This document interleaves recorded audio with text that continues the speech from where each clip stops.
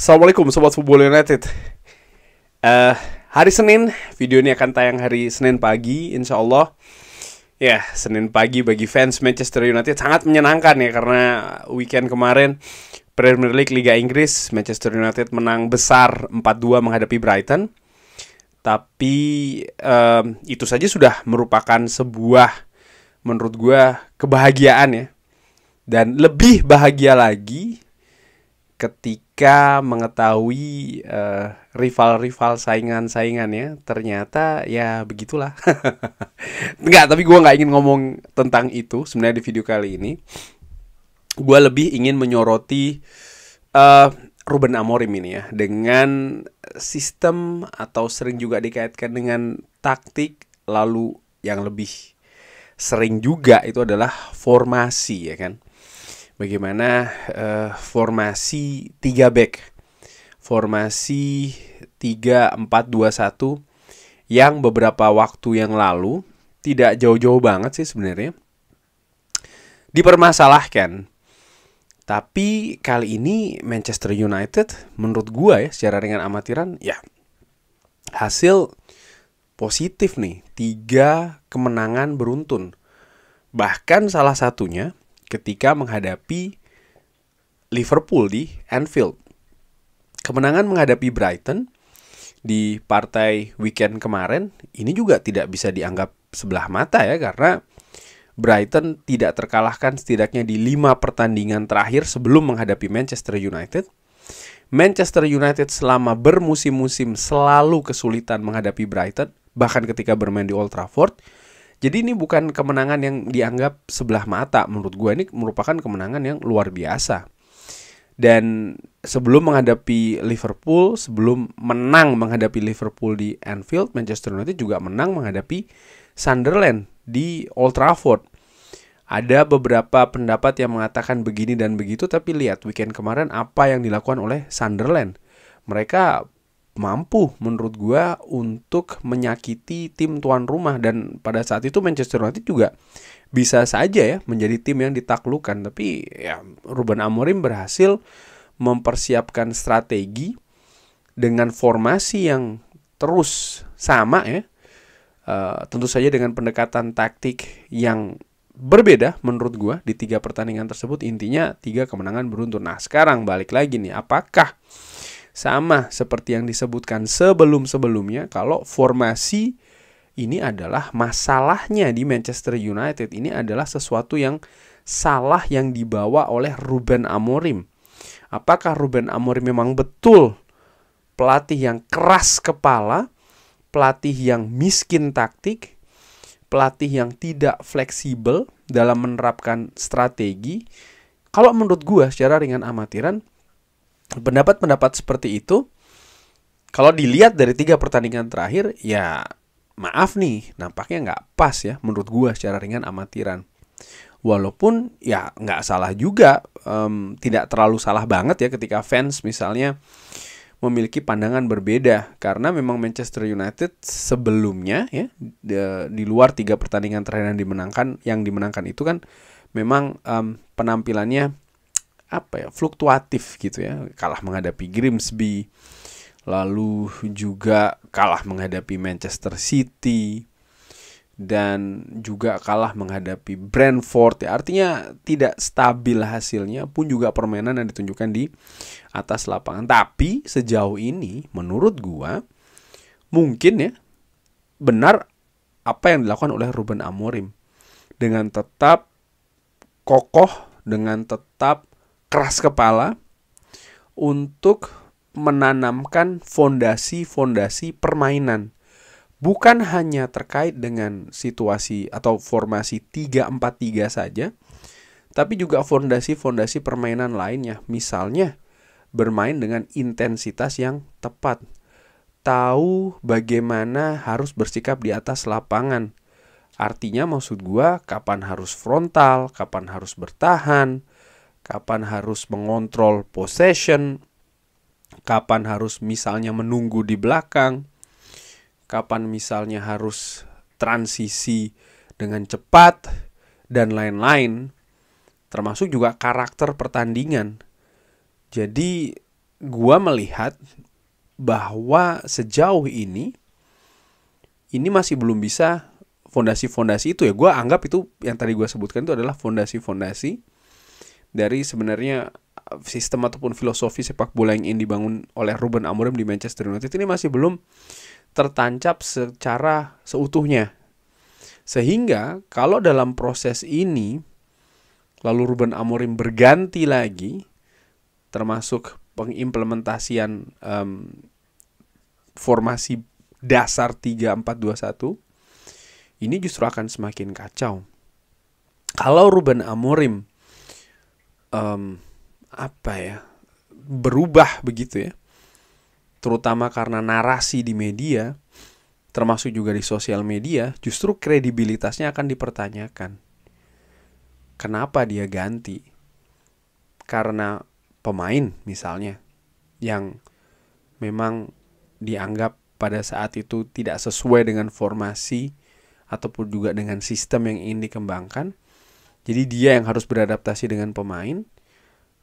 Sebenarnya itu tidak sepenuhnya hal yang benar, karena mungkin kalau dilihat ya pelatih lain pun juga banyak yang melakukannya, artinya menyesuaikan dengan situasi pemainnya dan mereka berhasil. Tapi di Manchester United jangan lupa bahwa dari Erik ten Hag, dari Ole Gunnar Solskjaer, bahkan dari David Moyes, menurut gua secara dengan amatiran, mereka selalu melakukan pendekatan terutama di awal ya. Dengan demikian artinya pelatih yang berusaha untuk mengikuti pemain pada saat itu.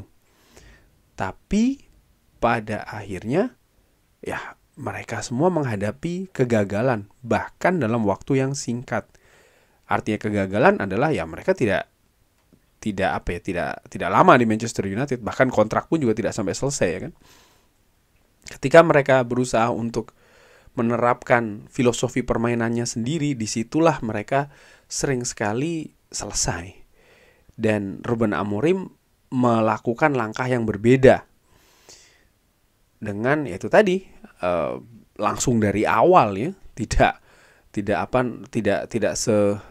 mungkin dalam tanda kutip tidak seadaptif pelatih-pelatih sebelumnya. Tapi sejauh ini menurut gua dari progres yang dialami oleh Manchester United, ada perbaikan dan langkah ini dirasa tepat. Namun jangan lupa sepak bola ini tidak statis. Sepak bola ini juga berubah-ubah. Maksud gua menarik ini. Kompetisi masih jauh, masih lama, masih ada sekitar berapa pertandingan ya? 20-an lebih ya kan, bahkan sampai gue lupa berapa nih, 18 berarti sekitar 30. Ya masih panjang ya kompetisi ini. Dengan segala kemungkinan masih bisa terjadi. Artinya kalau Manchester United dan ini sangat ketat sekali ya situasi di papan klasemen. Maksud gue adalah kalau Manchester United tergelincir dalam 1 atau 2 pekan saja, ini sudah bisa merubah komposisi lagi di Premier League. Dan keadaan Manchester United yang saat ini positif bisa jadi juga akan menjadi bulan-bulanan media lagi. Dan bulan-bulanan itu bisa jadi juga ya sering sekali berupa serangan, bukan hanya kritikan ya. Dan bukan tidak mungkin juga akan mengarah lagi ke situasi 3 center back. Dan ketika itu terjadi, sama seperti beberapa waktu yang lalu, ya menurut gua penting juga ya, ataupun supaya fair ya, melihat juga keadaan 3 kemenangan beruntun ini yang sebenarnya kalau berbicara terkait dengan formasi, ya formasinya gak berubah juga kan.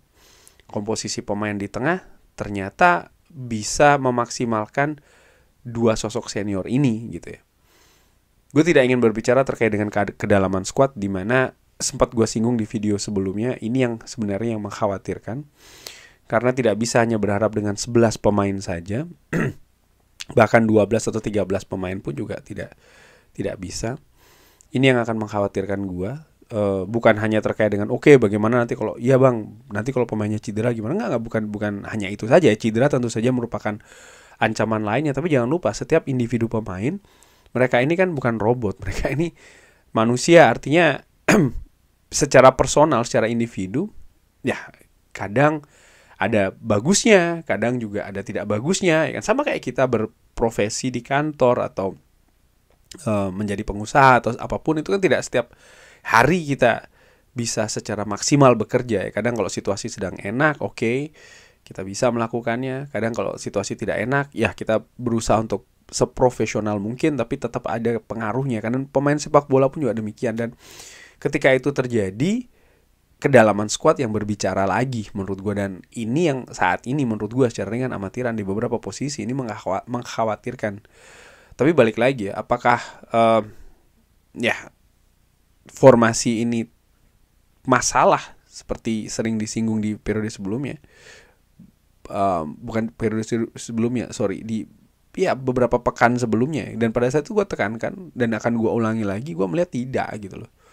Permasalahan itu lebih ke ya itu tadi, hal-hal dasar ya, attitude, karakter, lalu juga pemahaman secara dasar permainan apa yang diinginkan oleh Ruben Amorim. Ketika itu bisa terjadi, dan ini kan dasar permainan ini tidak bisa dianggap simpel sih menurut gua secara ringan amatiran. Tidak bisa hanya ingin intensitas tinggi, pemain aktif bergerak, tidak. Tapi bagaimana dengan situasi-situasi yang ada? Gua melihat sebelum gua akhiri video ini, sudah ada perbaikan, tapi masih banyak sekali kekurangan. Sobat Football United, kalau ambil contoh lah dari 2 pertandingan terakhir Manchester United menghadapi Liverpool dan juga menghadapi Brighton, bagaimana Manchester United bisa tampil efisien ya. Dari peluang-peluang yang ada yang tidak begitu banyak sebenarnya mereka lakukan, yang mereka dapatkan, tapi yang mengkhawatirkan gue adalah bagaimana cara mereka kebobolan. Lihat ketika menghadapi Liverpool, Cody Gakpo sebelum Cody Gakpo sebenarnya mendapatkan crossing ya kan di dalam kotak penalti, Cody Gakpo lepas dari pengawasan. Bahkan pemain Manchester United yang cukup banyak di kotak penalti itu terlalu berkumpul di satu tempat gitu. Padahal ya mereka banyak jumlahnya, tapi kurang terorganisir dengan baik di kotak penalti sendiri, sehingga crossing itu juga bisa terjadi, lalu Cody Gakpo bisa menciptakan gol. Hal seperti ini, fokus konsentrasi di lini belakang harus ditingkatkan lagi. Lalu ketika menghadapi Brighton, bagaimana Manchester United yang sudah unggul 3-0 dalam waktu sesaat bisa situasinya 3-2, dan ini kan situasi yang bisa jadi berbahaya begitu. Manchester United bisa menutup dengan gol keempat, tapi ada 2 gol yang harus betul-betul diperbaiki keadaannya. Gol dari Danny Welbeck kan tendangan bebas, iya, tapi bagaimana tendangan bebas itu bisa terjadi? Pelanggaran seperti apa dan di mana? Ini menurut gue harus menjadi perhatian. Lalu gol kedua dari Brighton juga ya, dari situasi set piece ya kan. Lagi-lagi konsentrasi, koordinasi lini belakang. Ini yang menurut gue harus diperbaiki. Dan ini harus dilakukan secara langsung di musim ini, karena ini bisa menjadi sesuatu yang menyakitkan lagi bagi Manchester United kalau tidak diperbaiki untuk pertandingan-pertandingan mendatang. Apakah ini formasinya lagi yang jadi masalah? Gue berpikir tidak. Tapi bagaimana menurut Sobat Football United? Seperti biasa silahkan drop di kolom komen. Terima kasih sudah menyaksikan. Jangan lupa like, sholat, dan juga subscribe. Wassalamualaikum warahmatullahi wabarakatuh. Thank you.